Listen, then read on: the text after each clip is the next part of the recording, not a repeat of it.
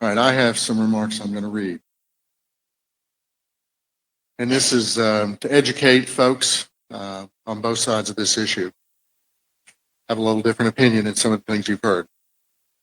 So first of all, I want to address the hundreds of Fairview residents who have studied and researched data related to the LDS history of temple building.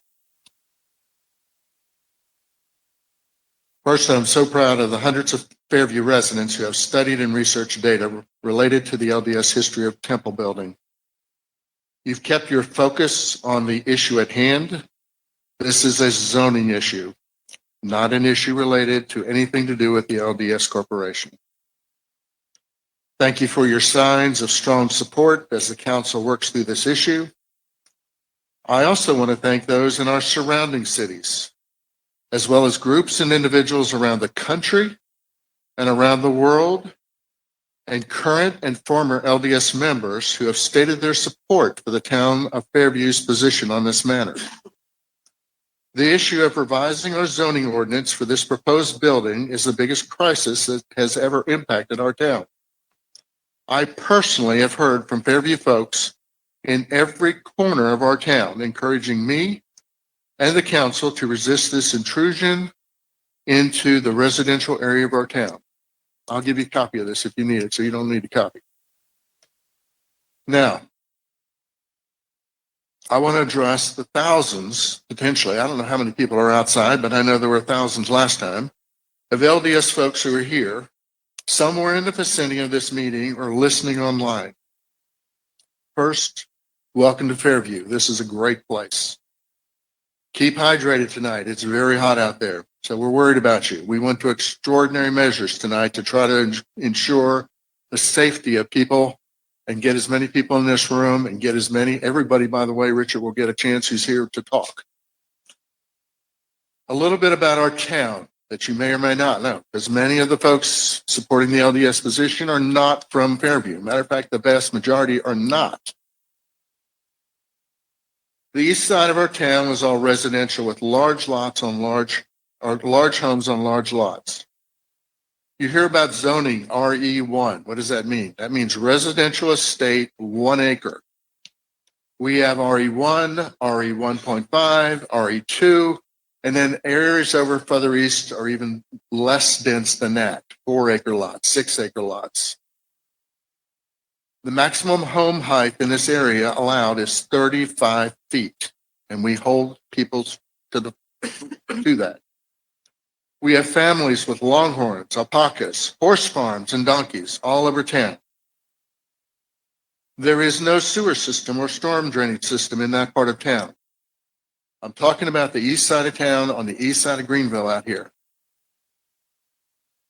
There are no businesses. There's no multifamily dwellings. And you've heard us talk about our dark skies. We take pride in that. As a matter of fact, just last weekend, the star party was held in our town. You can actually see the stars in our town. It's important to us. Zoning is tightly enforced, and all building is looked at closely to make sure that it will not have a negative effect on the neighbors. The objective is to maintain the country feel on that side of town that our residents moved to Fairview for. Now, that's the east side of town, the residential side where this temple was proposed to be built. On the west side, the side of town that you're sitting in right now, this is our commercial area where we have single and multifamily dwellings, shopping, restaurants, hotels. We actually have some corporate offices recently. There is nothing new about the way our town is zoned. It was done this way intentionally, and it's been this way for decades, maybe 70 years. So this is not something that we just came up with yesterday. This is the way the town was laid out, and it's why people move here, to keep the country feel on that side of town. So if you were here at the meeting, I have a request.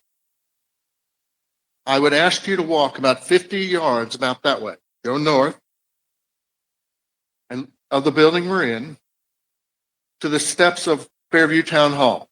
And I've had some of your folks up there. which is in our commercial area. Look up at that town hall.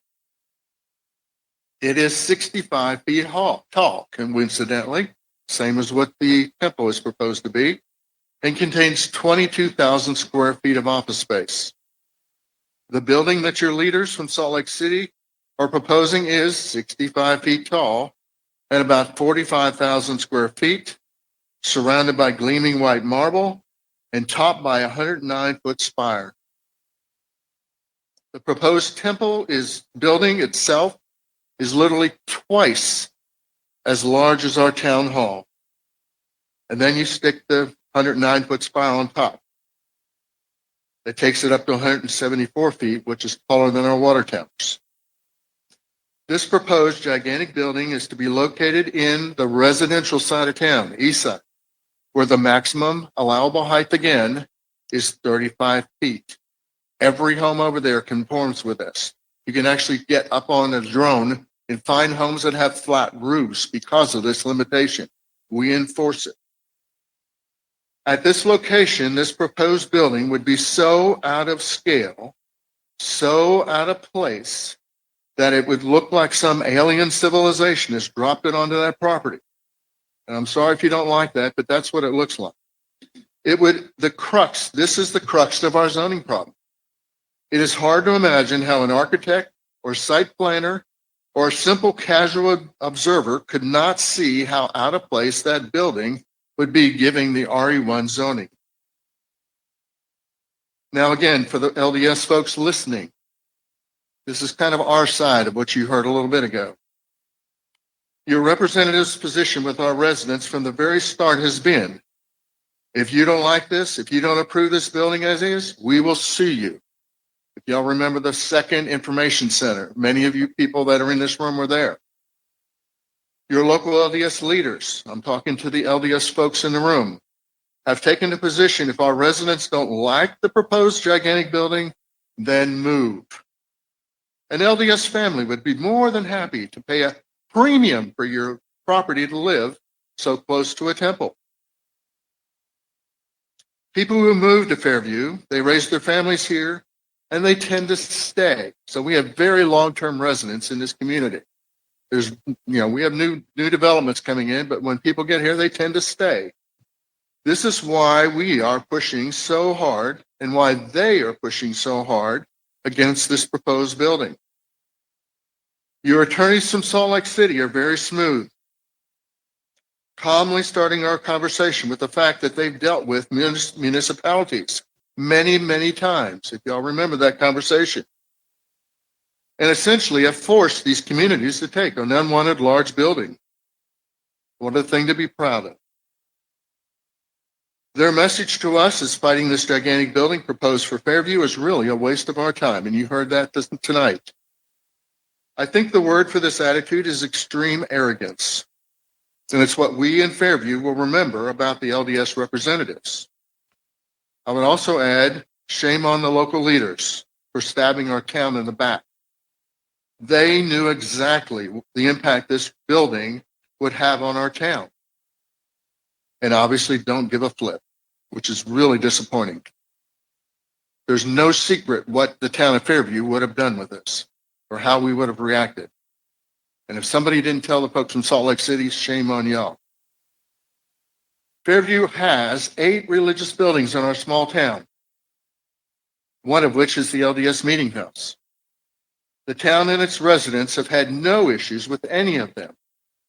In fact, the current LDS Meeting House is the tallest building at 68 feet in our residential zone.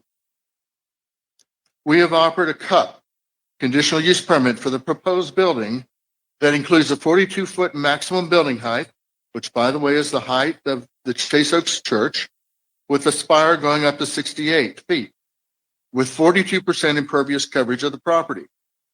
The size of the Dallas Temple, which most of us have been to see multiple times, is close to what might work for Fairview in our residential zone. We have suggested that. We have also suggested that if for some reason this building must be built in Fairview, which we're not sure why, but for the LDS corporate folks in Salt Lake City to save face, This large building, as is, would probably fit into the commercial zone with few issues. That's on this side of town. So I asked the LDS folks listening tonight to join with the numerous LDS groups around the country that are protesting the use of LDS's organization, Great Wealth, to target smaller communities. This is happening all over the country right now, sometimes threatening to bankrupt the town. That has happened.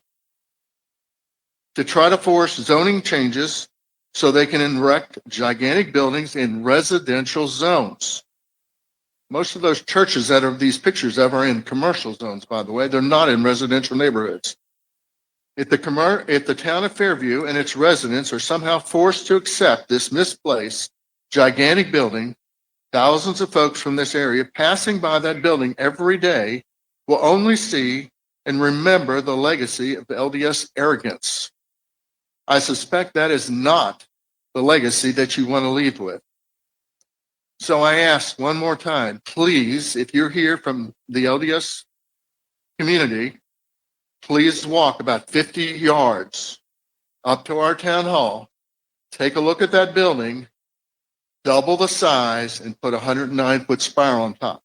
That is what the issue is. The building is way too big, way out of place for that location. We've given options, what could be done. I think they're reasonable options. End of my speech. Thank you.